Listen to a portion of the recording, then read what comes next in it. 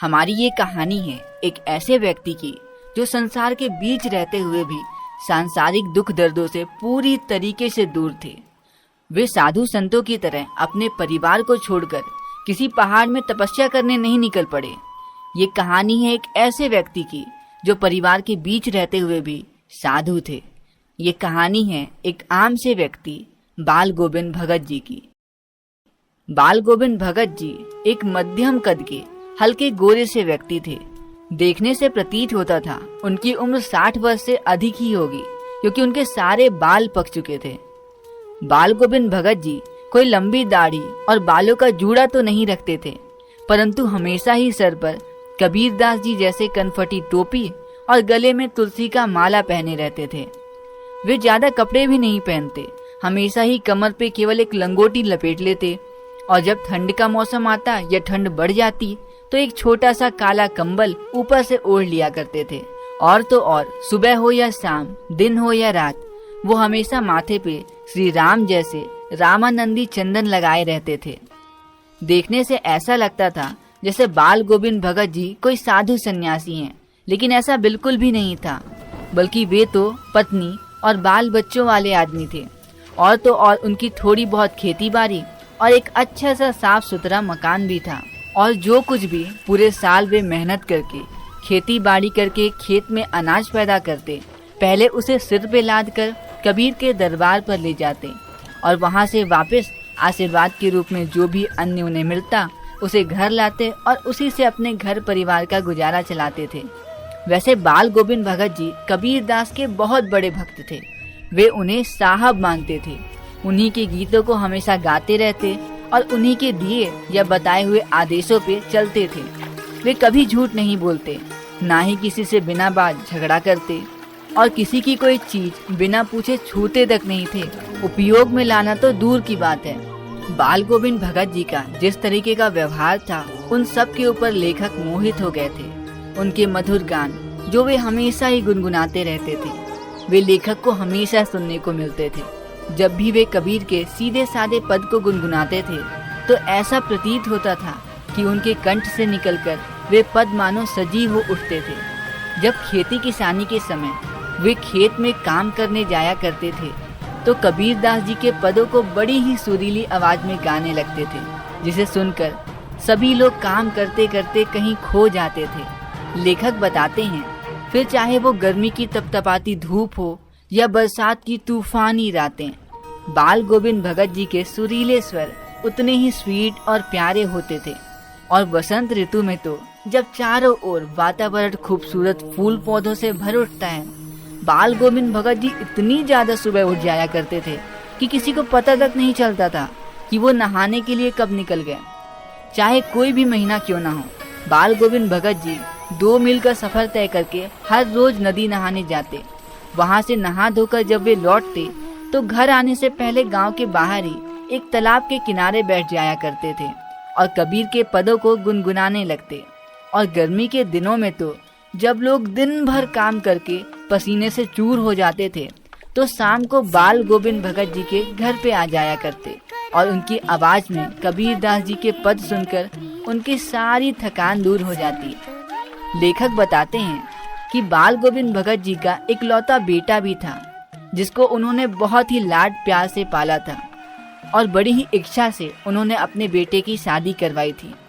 उन्हें उनकी बहू भी बड़ी ही सौभाग्यवान और सुशील मिली थी, लेकिन शादी के कुछ दिनों के बाद ही उनका बेटा भगवान को प्यारा हो गया। बाल गोविंद भगत जी के इकलौते बेटे की मृत्यु में लेखक भी उनके घर गए, लेकिन जो कुछ उन्हें वहां देखने को मिला उसे देखकर वो दंग रह गए।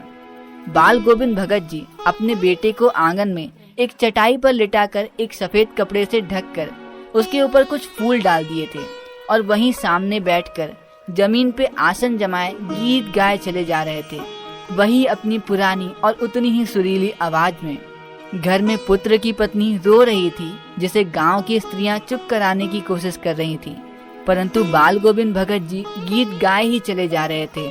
गाते गाते कभी कभी पुत्र की पत्नी के नजदीक भी आ जाते और उसे रोने के बदले उत्सव मनाने को कहते और अपनी बहू को समझाते हुए कहते कि आत्मा परमात्मा के पास चली गई है। अरे बहू, एक प्रेमिका अपने प्रेमी से जा मिले, भला इससे बढ़कर आनंद की बात कोई हो सकती है क्या? यह सब बातें सुनते सुनते कभी कभी लेखक सोच में पड़ जाते कि कहीं बेटे की मौत के कारण ये पागल तो नहीं हो गए हैं। लेकिन नहीं, जब लेखक उनकी कही हुई बातों को ध्यान से सोचते तब उन्हें ये एहसास होता कि वह जो भी कुछ कह रहे हैं उसमें उनका विश्वास बोल रहा है। और वैसे भी आत्मा का परमात्मा से मिलना ही तो आत्मा का अंतिम लक्ष्य है, और जो कोई इस बात को समझ जाए वह मृत्यु से कभी नहीं डरता। लेखक बताते हैं कि बाल गोविंद भगत जी अपने बेटे के शरीर को आग भी खुद नहीं दिए। उनका मानना था जब उनका बेटा उनकी बहू के सबसे ज्यादा नजदीक है तो उसे आग भी उनकी बहू को ही देना चाहिए।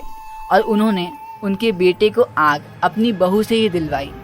और जैसे ही बेटे का अंतिम संस्कार पूरा हुआ वैसे ही उन्होंने अपने बहू के भाई को बुलाकर उसके साथ उसे भेज दिया और यह आदेश दिया कि उसकी दूसरी शादी करा देना।